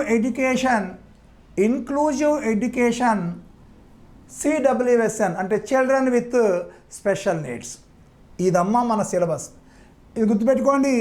ఈ 10వది SAకు లేదు, స్కూల్ అసిస్టెంట్స్కి ఉండదు లెర్నింగ్లో, బట్ SGTకి మాత్రం దీన్ని కూడా చదవాల్సిందే. మరి ఇవి కాక టెట్లో మీరు అదనంగా చదవాల్సింది. టెట్ కోసమే ప్రిపేర్ అయ్యేవాళ్ళు 1 అధ్యయన పద్ధతులు. ఈ అధ్యయన పద్ధతుల్లో పరిశీలనా పద్ధతి, అంతః పరిశీలనా పద్ధతి, కేస్ స్టడీ పద్ధతి, పరిపృచ్ఛ పద్ధతి, లాంగిట్యూడల్ పద్ధతి, క్రాస్ సెక్షన్ల పద్ధతి, ప్రయోగ పద్ధతి, ఇవి మీరు చదవాలి. అవి కాక తర్వాత ఆలోచన అనే టాపిక్ చదవాలి, వివేచన అనేటువంటి టాపిక్ చదవాలి, భావన అనేటువంటి టాపిక్ చదవాలి, ప్రత్యక్షము అనేటువంటి టాపిక్ చదవాలి, మెటాకాగ్నిషన్ అనేటువంటి టాపిక్ చదవాలి, మెటాకాగ్నిషన్.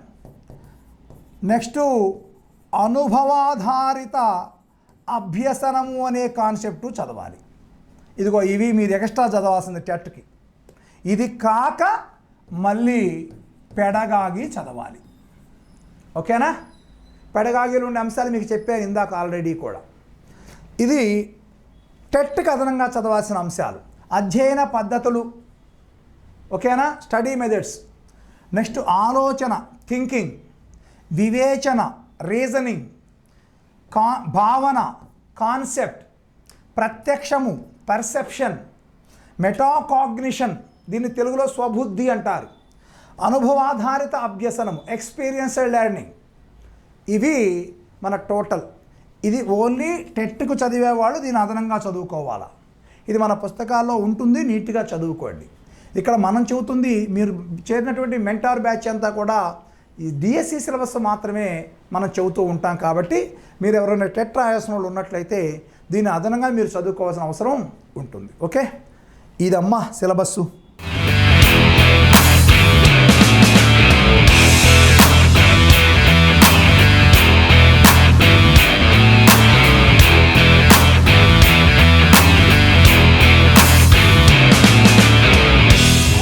పబ్లికేషన్స్ ప్రేక్షకులకు గుడ్ న్యూస్. తెలుగు రాష్ట్రాలలో టెట్ డిఎస్సి పుస్తకాలు ఇంకా ఆన్లైన్ క్లాసెస్ తో ప్రభంజనం సృష్టించి ఎన్నో ర్యాంకులు సాధించి రాష్ట్రంలోనే నంబర్ 1 సంస్థగా నిలిచింది ఎస్ఎన్ఎస్ పబ్లికేషన్స్. ఇప్పుడు నూతన ప్రణాళికతో మీ ముందుకు వచ్చేసింది. APDSC, SGT, school assistant all subjects offline classes మన ప్రముఖ నగరమైనటువంటి విజయవాడలో ప్రారంభించబడుతుంది. అధునాతన టెక్నాలజీతో స్టేట్ నంబర్ 1 ఫ్యాకల్టీచే బోధన, 100% సిలబస్ కంప్లీట్ చేసే విధంగా క్లాసెస్ ని నిర్వహించబడు. మా ఆఫ్లైన్ కోచింగ్ ప్రత్యేకతలు: నంబర్ 1 అతి తక్కువ ఫీజుతో జాయినింగ్స్, నంబర్ 2 ఉచితంగా పుస్తకాలను అందించబడును. ప్రతిరోజు ఎగ్జామ్స్ నిర్వహించబడును. ఆఫ్లైన్ కోచింగ్ వివరాలకు మీరు సంప్రదించవలసిన నంబర్ 9097588999. నాణ్యతకు నమ్మకానికి మారు పేరు మీ ఎస్ఎన్ఎస్ పబ్లికేషన్స్.